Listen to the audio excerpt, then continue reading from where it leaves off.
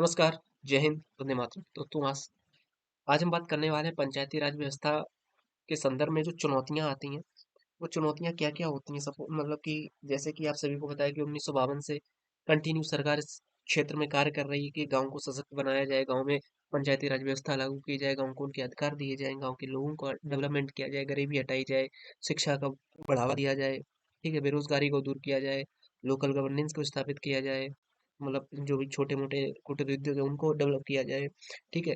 और आवास रहने के लिए सबको आवास उपलब्ध करवाया जाए, पेयजल की व्यवस्था की जाए, बिजली की व्यवस्था की जाए प्रॉपर।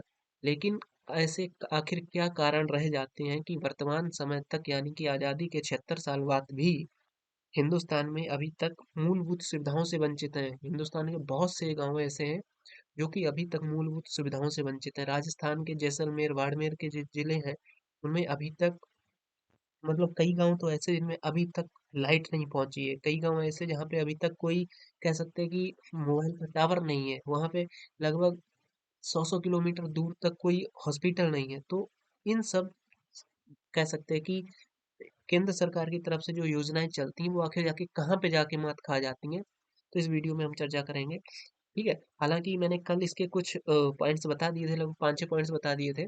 एक बार आज फिर से उन्हीं टॉपिक को एक बार रिवीजन कर लेते हैं, उसके आगे बढ़ेंगे। ठीक है।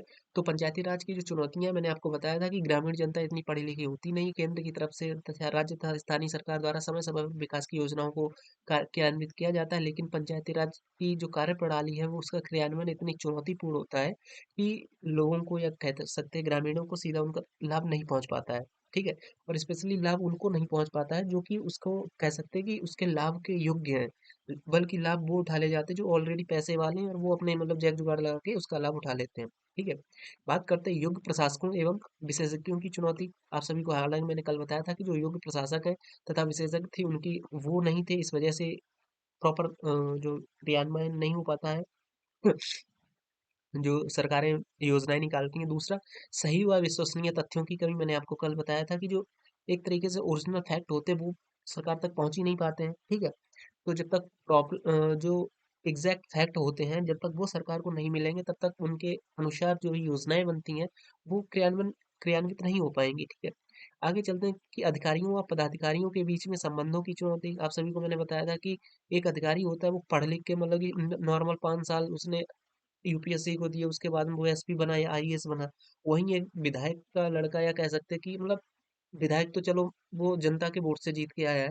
विधायक के जो चमचे होते हैं जो कुछ नहीं होते हैं, वो ऐसे पदाधिकारियों को या ऐसे अधिकारियों को जो मतलब कि यूपीएससी क्रैक करके आए उनको धमका के चले जाते हैं। उनको मतलब आप सबको पता ही होगा अगर आप उत्तर प्रदेश से संबंधित हैं तो फिर उनमें आपस में सामंजस्यता नहीं बैठती है, तो फिर खींचातानी स्टार्ट हो जाती है। बात करते हैं विकासात्मक योजनाओं की क्रियान्वयन में अनियमितता। तो अनियमितता तो हो ही जाती है। मैंने आपको बताया था कि केंद्र सरकार को भी पता है कि केवल 15% जो राशि होती है वही जमीन तक पहुंचती है, कह सकते हैं कि निचले स्तर तक पहुंच पाती है। बची हुई 85% जमीन जो योजनाकार हैं या जो अधिकारी हैं, प्रशासकीय अधिकारी हैं तथा राजनैतिक पदाधिकारी हैं उनकी जेबों में चली जाती है। तो 15% से जहाँ पे 100 रुपए लगने होते हैं वहां पे 15 रुपए पहुंचे अगर, तो उससे क्या काम आप क्या डेवलप कर लोगे। ठीक है। तो विकासात्मक योजनाओं के क्रियान्वयन में नियमितता नहीं आई है। अगली बात करते हैं कि लाल फीताशाही का बढ़ता प्रभाव। लाल फीताशाही के प्रभाव की वृद्धि के कारण, ये हमारा 5वां पॉइंट है, ध्यान रखेंगे आप इन सभी पॉइंट्स को, कि के कारण विकासात्मक कार्यों को पूरा करने में अनावश्यक विलंब होता है। कभी कभी विकासात्मक योजनाओं की फाइलें महीनों तक लंबित पड़ी रहती हैं, जिसमें आम आदमी विकास के फलों से वंचित रह जाता है। उदाहरण, भवन निर्माण या रोड निर्माण हेतु प्रस्तुत पत्र यदि जिला परिषद या महानगर पालिका में भेजा जाता है तो वह महीनों तक प्रलंबित पड़ा रहता है। क्या जो फाइल भेजी जाती है वो महीनों तक ऐसी पड़ी रहती है। इतना ही नहीं, प्रलंबित कार्य के लिए बार बार चक्कर लगाने पड़ते हैं, जिसके कारण घूसखोरी या भ्रष्टाचार को बढ़ावा मिलता है। सिंपल सी बात है। जैसे कि जो सपोज मान लो कोई अधिकारी है, उसको फाइल पास करनी है, ठीक है, मतलब कि केवल उसके साइन ही चाहिए होंगे, लेकिन साइन एक साइन करने में उसको कितना टाइम लगेगा, बहुत ज्यादा, बहुत से बहुत ज्यादा तो 1 मिनट। लेकिन वो 1 मिनट साइन करने के लिए ना देते हुए वो उस फाइल को रख देता है, और रखे रखे वो फाइल जो है जिसमें योजना बन के आई वो सालों तक पड़ी रहती है फाइल, लेकिन वो उस पे उस अधिकारी के पास में 1 मिनट नहीं होता कि वो प्रॉपर उस फाइल को देख ले और साइन कर दे। और जब भी मतलब आप बार-बार चक्कर लगाओ, जो मतलब संबंधित कह सकते हैं कि ग्राम प्रधान है या जो भी लोकल गवर्नेंस के जो भी लोग हैं, वो बार-बार चक्कर लगाए उसके ऑफिस के, उसके बावजूद भी उसको सुनना क्या पड़ेगा, आप एक काम करो, उसका जो बाबू होगा अधिकारी का, कि आप एक काम करो भाई, आप मुझे ना 5,000 रुपए दो या 500 रुपए दो, मतलब वो तो 100 100 रुपए में भी बिक जाते हैं, आपको पता ही होगा। 100 रुपए दो, मैं अभी साइन करवा के देता हूँ, और वो अगर बाबू को आपने 100 रुपए दे दी तो साइन तुरंत होके आ जाएगा, आ जाएगा, किसी किसी भी सिंपल से। अभी आप अपनी तहसील में जाइए, जो ईडब्ल्यूएस प्रमाण पत्र है या मूल्य मतलब कि जो जाति प्रमाण पत्र वगैरह बनते हैं, या फिर मैंने तो ईडब्ल्यूएस बनवाया था, तो वहां पे जाओ, वहां पे आप लाइन में लगे रहो कंटिन्यू, कुछ नहीं होने वाला। ठीक है, वहीं पे जो बाबू बैठा होता है, जो मतलब कि एंट्री करता है ईडब्ल्यूएस फॉर्म की, उसको आप 50 रुपए दो, वो 10 मिनट में सारा कुछ चढ़ा चढ़ो के आपको दे देता है। तो मतलब लाल फीता सही का बढ़ता पड़ा, और यहाँ पे घूसखोरी ऑटोमेटिकली बढ़ जाती है, ठीक है। और अगर आप घूसखोरी, या कह सकते हैं कि आप नहीं देंगे, या कह सकते हैं जो बोला जाता है कि अंडर द टेबल, ठीक है, रिश्वत नहीं देंगे, तो फिर वही बात है कि आपका काम नहीं होगा। अगर आप रिश्वत दे देते हैं, तो सिंपल सी बात है, जब आपने किसी को रिश्वत दी है, ठीक है, तो रिश्वत देते देते अगर कोई फाइल पास होती है, तो फिर सिंपल सी बात है, जब वो फाइल में से पैसा पास होता है, तो वो फिर उसी के अकॉर्डिंग, उसी अनुपात में फिर वो डिवाइड होता चला जाता है, नीचे आते आते आपके पास में उतना ही पैसा बचता है जितना कि आपने रिश्वत में दे रखा है। फिर आप सोचेंगे अब क्या है, इतना ही पैसा हमारा रिश्वत में देने में ही खर्च हो गया, अब क्या इसका मतलब, वही बात है कि कितना ओढ़े और कितना बिछाएं, है ना। आगे बात करते हैं जन सहभाग की कमी। तो पंचायती राज प्रणाली द्वारा कार्यान्वित होने वाली योजनाओं की पूर्ण रूपरेखा क्रियान्वयन व अनुपालन के लिए जन सहयोग की आवश्यकता होती है, चाहे वे ग्राम पंचायत की योजना हो या फिर जिला परिषद की। राज्य व केंद्र सरकार द्वारा प्रस्तावित योजना को पंचायती राज व्यवस्था से संबंधित अधिकारियों के माध्यम से पूर्ण तो किया जाता है, लेकिन इन योजनाओं के क्रियान्वयन में जन सहयोग के अभाव के कारण योजनाओं को सफल क्रियान्वयन में अनेक समस्याओं का सामना करना पड़ता है। सिंपल सी बात है, आप सबको पता ही होगा कि जो मतलब कि नॉर्मल पब्लिक होती है, वो फिर इतना ध्यान भी नहीं देती, वो सोचती है कि हमारा तो थोड़ी ना काम है, लेकिन एग्जैक्ट तो जनता का के सहयोग के बिना कोई भी कार्य कंप्लीट हो ही नहीं सकता, ये तो आपको पता ही होगा, ठीक है।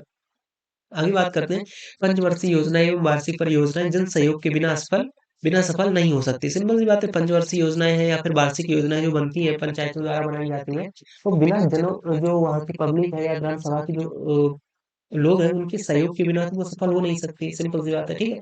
आगे बात करते हैं योजना के क्रियान्वयन में ढीलापन।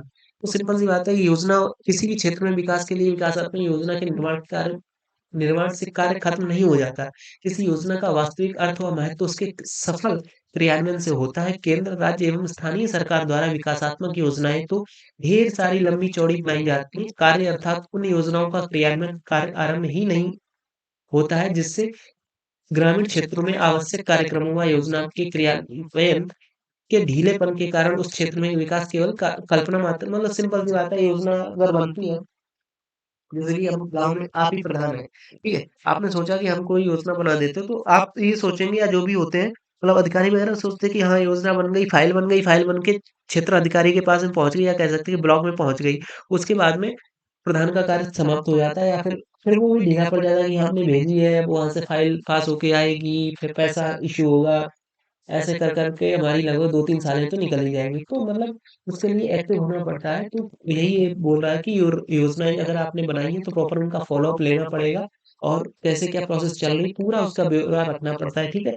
और इसीलिए जब आप पूरा प्रॉपर रखेंगे, मतलब कि उसका ब्रेकअप रखेंगे, जब ब्रेकअप पूरा आपके पास में होगा, तभी मतलब अच्छी तरीके से योजना को आप लागू कर पाएँगे, उसको प्रॉपर चला पाएँगे, ठीक है?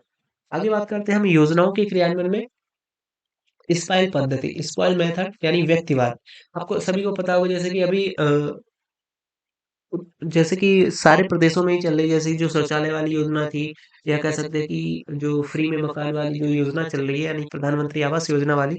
तो इसमें क्या होता है कि व्यक्तिवाद हो जाता है। जैसे कि सपोज़ मैं हूँ, मैं अपने गाँव का प्रधान हूँ, तो मैं सोचूँगा कि यार जितने भी ना मतलब जो शौचालय मिल रहे हैं, या फिर जो मकान मिल रहे हैं, प्रधानमंत्री आवास योजना वाले जो आवास मिल रहे हैं, मैं पहले तो मैं प्रायोरिटी दूँगा कि जितने मेरे वोटर हैं, मैं उनको प्रायोरिटी दूँगा।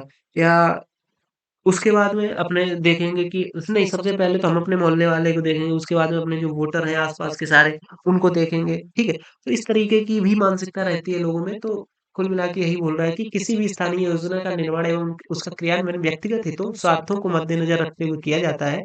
स्थानीय विकास अर्थात जिला नियोजन के लिए योजनाओं का निर्माण एवं क्रियान्वयन में व्यक्तिगत स्वार्थ के साथ-साथ अधिकारियों का पूर्वाग्रह, संसाधनों का दुरुपयोग, भाई-भतीजावाद इत्यादि गंभीर समस्याएँ हैं, जिससे जिले का नियोजन समुचित ढंग से नहीं हो पाता है और ना ही उनका क्रियान्वयन हो पाता है। ठीक है? आगे बात करते हैं कि प्रशासनिक मशीनरी में जनतांत्रिकरण का अभाव। प्रशासनिक मशीनरी में जनतांत्रिकरण का अभाव यानी कि जिला योजनाओं के निर्माण एवं क्रियान्वयन करने वाली प्रशासनिक मशीनरी में जनतांत्रिकरण का अभाव है, जिसके परिणामस्वरूप प्रशासनिक मशीनरी अपने लक्ष्य को प्राप्त करने में असफल हो जाती है। ठीक है? जनसंवाद का अभाव। जनसंवाद के कारण ग्रामीण विकास की योजनाओं को शासन ग्रामीण जनता तक पहुँचने में असफल रही। सिंपल सी बात है, जनसंवाद जब होगा ही नहीं प्रॉपर, ठीक है? जिससे ग्रामीण जनता को योजनाओं का सही ढंग से मतलब जानकारी भी नहीं मिल पाई और पता नहीं लग पाता है और वे योजनाएँ बनाकर क्रियान्वित कर दी जाती है और ग्रामीण गरीब अशिक्षित व असहाय जनता योजना के आने के इंतज़ार में अपना साथ समय व्यर्थ में बर्बाद कर देती हैं एवं वे योजनाएँ के लाभ से वंचित रह जाते हैं। आप सभी को पता है जैसे कि अगर कोई योजना बनी, ग्राम प्रधान या ग्राम सचिव है, उन्होंने आपस में बैठ के योजना बना ली, आम जो पब्लिक है उसको तो इतनी जानकारी होती नहीं है और यही बोला गया है कि जब तक जानकारी का अभाव रहेगा तब तक आपको उसका फ़ायदा नहीं मिल पाएगा। अभी जैसे कि उज्ज्वला योजना चल रही है, ठीक है? उज्ज्वला योजना में जिनको जानकारी नहीं है, उनको कुछ भी मतलब फ़ायदा नहीं मिल पा रहा है और जिनको जानकारी है, उनको प्रॉपर फ़ायदा मिल रहा है। सिंपल सी बात है, मतलब कुल मिला के आप अगर इसकी मतलब पढ़ाई कर रहे हैं तो इतना तो आपको पता ही होएगा, ठीक है? आप इस टॉपिक से समझ ही सकते हैं। बात करते हैं कि आर्थिक संसाधन का अभाव। आर्थिक संसाधन ये ग्राम पंचायत हो या फिर जिला परिषद, उसके पास में धन की समस्या शुरू से ही रहती है, ठीक है? इन समस्याओं को स्वतंत्र आर्थिक स्रोत या तो दिए नहीं गए हैं या फिर जो भी दिए गए हैं वे अर्थशून्य हैं। परिणामस्वरूप शासकीय अनुदानों पर ही जीवित रहना पड़ता है। और ध्यान रखेंगे केंद्र तथा राज्य सरकार द्वारा जो लगभग मतलब कि ग्रामीण संस्थाओं को या फिर जिला संस्थाओं को, ठीक है, लगभग 95% जो राशि होती है वो केंद्र या फिर राज्य सरकार द्वारा दी जाती है। आगे बात करते हैं दलगत राजनीति के दुष्परिणाम। ठीक है, इस समस्या के विषय में विभागीय आयुक्त का मत है कि जिला नियोजन हो या फिर पंचायती राज व्यवस्था हो, इसमें सफलता के मार्ग में सबसे बड़ी बाधा जो है वो दलगत राजनीति है, जो धीरे धीरे राजनीति का अखाड़ा बनती जा रही है। जिला नियोजन परिषद हो या स्थानीय कोई भी निकाय जैसे पंचायतें, इनमें छोटी छोटी बातों को लेकर झगड़े हुआ करते हैं, दलबंदी होती है और बहुत सा समय झगड़ों में ही चला जाता है। तो मतलब कुल मिला के वो आपस में लड़ने में ही व्यस्त व्यस्त हो जाते हैं, तो फिर क्या विकास करेंगे, सिंपल सी बात है। अब बात करते हैं चुनौतियों का समाधान। ये तो थी लगभग 12 से 14 तक चुनौतियाँ थी कि क्या-क्या समस्याओं का सामना करना पड़ सकता है, किस वजह से जो विकास है वो नहीं हो पाता है, ठीक है? तो अब बात करते हैं कि इनका जो समाधान है वो किस तरीके से निकाला जाएगा और उनके समाधान का क्या मतलब रहता है, क्या औचित्य रहता है, इस पे चर्चा करते हैं। ठीक है? चुनौतियों का समाधान, ठीक है? अधिकारियों एवं आम जनता की योजनाओं के सफल क्रियान्वयन में सहयोग देना चाहिए ताकि ग्रामीण विकास के लिए प्रशासन को सहयोग मिल सके। सिंपल सी बात है, अधिकारियों एवं आम जनता को योजनाओं के सफल क्रियान्वयन में सहयोग देना चाहिए। लेकिन बात ये है कि जो अधिकारी होते हैं तो वो जनता को जब तक देखिए जनता तो आपका सहयोग करना चाहेगी, लेकिन बात ये है कि जब तक जनता को पूरी जानकारी होगी नहीं तब तक वो कैसे आपका सहयोग करेगी। तो अधिकारियों को भी चाहिए कि वो जनता को प्रॉपर डिटेल्स में बताएँ, सारी योजनाएँ उनको समझाएँ, उनका लाभ-हानि, ठीक है? तो उसके बाद में देखना मतलब जब आप भी बनेंगे जाके तो आपको भी ये पता चलेगा कि किस तरीके से जनता को मतलब कि ये चाहती है कि कोई उनकी समस्याएँ सुने आके, लेकिन अधिकारी ही नहीं सुनना चाहते हैं, ठीक है?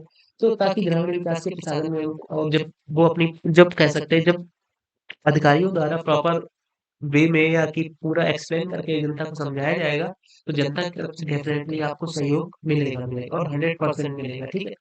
बात करते हैं विकासात्मक कार्यों को करने के लिए प्रशासकों एवं विशेषज्ञों को स्वतंत्रता होने से वे अपने एवं कार्य अनुभवों द्वारा अपना कार्य कर सकेंगे। यानी जो विकासात्मक कार्य है, उनमें जो प्रशासक है या जो विशेषज्ञ है, उनको स्वतंत्रता देनी चाहिए। मतलब चाहे वो पंचायती राज संस्था हो या जो भी है। अब जैसे कि आप हैं, आप कोई भी है मतलब कोई भी व्यक्ति है, चाहे मैं हूँ या कोई है, मैं हूँ, मैं एक अलग अपने क्षेत्र में माहिर रहूँगा। जैसे कि मैं अगर कंप्यूटर चलाता हूँ, मैं कंप्यूटर के क्षेत्र में एज़ कम्पेयर टू बाकी और जनता के मैं अच्छा पारंगत हूँ, अच्छी तरीके से चला लेता हूँ या अच्छी प्रोग्रामिंग कर लेता हूँ, अच्छा सारा कुछ कर लेता हूँ, जो कि बाकी लोग नहीं कर पाएँगे। लेकिन वहीं पे अगर मुझे स्वतंत्रता दे दी जाएगी, जैसे सपोज़ मैं अगर बीच में बनता हूँ या आप ही में से कोई है, किसी को किसी में इंटरेस्ट होगा, वो कुछ अलग काम होगा, वो उसको अपनी तरीके से करेगा। सेम इसी तरीके से कोई है उसको मैनेजमेंट का काम अच्छी तरीके से आता, तो वो लेबर्स का मैनेजमेंट अच्छी तरीके से कर पाएगा। लेकिन उसी स्थान पे अगर उसको स्वतंत्र रूप से बोल दिया जाए कि आप अपने अकॉर्डिंग मैनेजमेंट कर लो, तो वो अपने अकॉर्डिंग कर लेगा क्योंकि उसने हमेशा से लेबरों का मैनेजमेंट किया है। लेकिन वहीं पे अगर कोई अन्य व्यक्ति आए कि बोले उसको उसको बताए कि नहीं तुम ऐसे लेबरों को मैनेज मत करो, ऐसे करो, तो फिर वहाँ पे एक तरीके से उस व्यक्ति को ऐसा लगेगा कि मैं बंधन में सा बंध रहा हूँ और वो प्रॉपर उस तरीके से फिर काम नहीं करेगा। तो कुल मिला के जो अधिकारी वगैरह है, प्रशासक है, विशेषज्ञ है, उनको एक तरीके से विकासात्मक कार्य में स्वतंत्रता देनी चाहिए। ठीक है। बात करते हैं तीसरा पॉइंट, संबंधित समस्या के वास्तविक आंकड़े व तथ्य प्रशासन को प्राप्त कराने से संबंधित व्यक्ति को सहयोग प्रदान करना चाहिए। जैसे कि जो सामाजिक समस्याएं हैं, ठीक है, अगर उन समस्याओं के बारे में कोई व्यक्ति है, ग्राम सभा का, क्षेत्र सभा का, या कहीं का भी कोई भी व्यक्ति है नॉर्मल सा, ठीक है, तो सरकार को चाहिए कि ऐसे व्यक्ति अगर जो समस्याएं हैं उनको निकाल के बाहर रख रहे हैं, ठीक है, जनता के सामने रख रहे हैं, प्रशासन को बताते हैं, सरकारों को बताते हैं कि हमारे क्षेत्र में ये समस्या है, तो सरकार को चाहिए कि उन लोगों को प्रोत्साहित करे, ठीक है, बजाय अधिकारियों का मतलब कि प्रमोशन करने के बजाय ऐसे लोगों को प्रोत्साहित करे या उनको पुरस्कार दे, उनको मतलब उनको प्रोत्साहित करना चाहिए ताकि वो फिर और अच्छे से मतलब जो जनता की समझ, सिंपल सी बात है, जैसे कि आपको पता होगा अभी थोड़े दिन पहले क्या हुआ था, बिहार का जो वो यूट्यूबर है मनीष कश्यप, वो उसके मैंने काफ़ी वीडियोज़ देखे, तो वो जनता की समस्याओं को बिल्कुल ज़मीनी स्तर से उठाता है। और क्यों उठाता है? क्योंकि वो स्वयं बंदा, मतलब वो जो है व्यक्ति, वो ज़मीन से जुड़ा हुआ है, गाँव में पला-बड़ा है, गाँव में रहा हुआ है, तो उसको पता है कि किस तरीके की समस्याओं का सामना गाँव वालों को करना पड़ता है।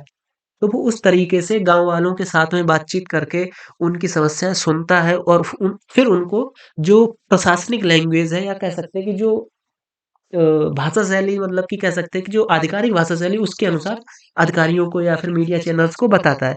तो उससे क्या होता है कि वो जो गाँव के लोग हैं उनको समझ आ जाता है कि हमारी बात ऊपर तक पहुँच गई है, मतलब प्रॉपर वही बात बोली गई। लेकिन वहीं अगर एक जो सिंपल सी बात है, जैसे कि लखनऊ से कोई आदमी डायरेक्ट आया, कोई ऑफिसर, ठीक है, वो आपके गाँव में उतरा, उसने मतलब एसी-वेसी वाली गाड़ी से उतरा, उसने बोला हाँ, क्या समस्या है? तो गाँव वाले बताई, हाँ साहब, यहाँ पे पानी नहीं आता है और यहाँ पे ये नहीं होता है, वो नहीं होता है, और बारिश के टाइम पे गंदगी हो जाती है, फलाना-ढिकाना, मच्छर वगैरह होते हैं, तो वो अपनी फाइल बनाएगा और सबमिट कर देगा। तो वो उतनी डीपली, उतनी अच्छी तरीके से आपकी बातों को नहीं समझ पाएगा, ना ही ऊपर समझा पाएगा प्रशासन को, ठीक है? लेकिन अगर जो लोकल लेवल का बंदा है, वो अच्छी तरीके से आपकी बातों को समझेगा भी और उनको एक्सप्लेन भी अच्छी तरीके से कर पाएगा, तो सरकार को चाहिए कि जो लोकल लेवल के जो व्यक्ति होते हैं, उनको सहयोग प्रदान करे, चाहे वो प्रोत्साहित करके उनको पैसे दे, उनको कह सकते हैं कि डेवलपमेंट के कार्य में लाए, कहीं से भी, मतलब कि वो एक तरीके से उनको आगे करना चाहिए, उनको प्रोत्साहित करना चाहिए, ठीक है? सार्वजनिक मंचों पे उनको प्रोत्साहित करे इस तरीके से, ठीक है? तो ये हो गया। आगे बात करते हैं अधिकारियों एवं कर्मचारियों की प्रस्तावित फाइलों को की यथोचित कार्रवाई के साथ एक निश्चित अवधि के अंदर पूरा करना चाहिए। यानी कि सरकार को चाहिए कि अगर किसी अधिकारी या कर्मचारी के पास में, बेसिकली अधिकारियों के पास ही आती है फाइल, अगर कोई आई है साइन होने के लिए, तो उसको मतलब कि सरकार को एक वो निकाल देना चाहिए कि 15 दिन के अंदर ये फाइल आपके यहाँ से निकल जाए साइन होके, या जो भी टाइम लिमिट सरकार चाहे वो निर्धारित कर सकती है। ठीक है। आगे बात करते हैं, राजनीतिक दल व हाई कमानों का नियंत्रण समय समय पर होना चाहिए ताकि उनका मनोबल, लगन एवं ईमानदारी से कार्य करते रहें। इससे भ्रष्टाचार को बढ़ावा नहीं मिलेगा। यह बात किसी से छुपी नहीं है कि ज्यादा नियंत्रण ही भ्रष्टाचार का दूसरा नाम है। सिंपल सी बात है कि क्वेश्चन, मतलब कि पॉइंट ये बोल रहा है कि अगर आप किसी को ज़्यादा नियंत्रित करके रखना चाहोगे ना, तो सिंपल सी बात है, वहाँ पे भ्रष्टाचार बढ़ेगा। तो सरकार को चाहिए कि जो राजनीतिक दल है या हाई कमान है, उनका जो प्रशासनिक संस्थाएँ हैं, स्थानीय स्वशासित संस्थाएँ हैं, इन पे ना प्रॉपर, मतलब पूरे 5 साल नियंत्रण ना होके कुल मिला के समय-समय पे, जैसे कि हर 1 साल में इनकी एक तरीके से कह लें कि आपके जो राजनीतिक दल का, कह सकते हैं कि विधायक है या सांसद है, वो मुआयना कर ले हर 1 साल में कि तूने पूरे साल में क्या काम किया, फाइल निकाल के लाओ और हमको अभी देखना है। तो इस तरीके से तो इन सभी के पास, कह सकते हैं जो संस्थाओं के अध्यक्ष हैं, उनके पास, उनके अंदर थोड़ा डर रहेगा कि हाँ, कभी भी सांसद जी आके चेकिंग कर सकते हैं, मतलब 1 साल के अंदर। अब अगर सांसद जी सोचेंगे कि पूरी, मतलब जो जिला अध्यक्ष है या फिर जो ग्राम पंचायत का प्रधान है, वो कोई भी डिसीजन ले तो वो हमसे पूछ के ले, तो फिर वो वहाँ पे सिंपल सी बात है, वहाँ पे भ्रष्टाचार बढ़ जाता है, ठीक है? आगे बात करते हैं कि विकास कार्यों का नियोजन, क्रियान्वयन एवं उनका मूल्यांकन समय-समय पे किया जाना चाहिए, जिससे पिछड़े हुए क्षेत्रों का विकास तीव्र गति से हो सकेगा, ठीक है? अगला पॉइंट, व्यक्तिगत हितों को ध्यान में रखकर योजनाएँ नहीं बनानी चाहिए, बल्कि जनहित को ध्यान में रखकर योजनाओं का निर्माण व क्रियान्वयन करना चाहिए। ठीक है? आई होप आपको ये सारे पॉइंट्स क्लियर चल रहे होंगे। आय के पर्याप्त व स्वतंत्र स्रोत पंचायती राज संस्थाओं को दिए जाने चाहिए ताकि आर्थिक स्थिति सुदृढ़ बन सके। सिंपल सी बात है, हाँ, ये इम्पोर्टेंट है कि अगर किसी ग्राम पंचायत में आय के प्रॉपर स्रोत अगर दे दिया है, सपोज़ जैसे कि मेरी ग्राम पंचायत है, अगर मेरी ग्राम पंचायत में अगर मैं चाहूँ एक एक कह सकते हैं कि कोई सरकारी कंपनी लगा लो, चाहे वो मतलब कि दूध की हो या फिर कुछ भी ऐसी मतलब कि जिससे कि क्या हो, आय प्राप्त हो सके, ठीक है? और लोगों को रोज़गार भी मिल सके, तो इससे क्या होगा कि उससे जो आय प्राप्त होगी, वो मैं ग्राम पंचायत के डेवलपमेंट में लगा सकूँगा तथा उससे जो कह सकते हैं कि जो गाँव में लोगों को रोज़गार मिलेगा, उससे उनका भी फ़ायदा हो जाएगा। तो ऐसे कार्य समय-समय पे होते रहने चाहिए ग्राम पंचायत में। आगे बात करते हैं जिला स्तर के योजनाकार क्षेत्रों में जाकर जिला स्तर के योजनाकार क्षेत्रों में जाकर ग्रामीण वास्तविकताओं को जानने के लिए समय-समय पर उचित अंश गाँव में गुजारें।